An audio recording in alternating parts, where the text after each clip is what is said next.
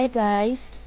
Last year, March 11, 2021, nakatanggap po kami ng award as Best Operator of the Month. Nakaka-proud din sa sarili na kahit paano na-recognize yung pagod mo sa work kahit nasa ibang lugar ka o nasa ibang bansa ka. Ginawa ko itong video na to para kahit pagtanda ko makita ko kung ano achievement ko as OFW. Maraming salamat sa nagtiwala sa akin at naniwala sa kakayahan ko. Actually, may pera po isang award na yun. 6K po siya at saka yung recognition. Maraming salamat, Jose. Thank you, Princess Memories. Salamat.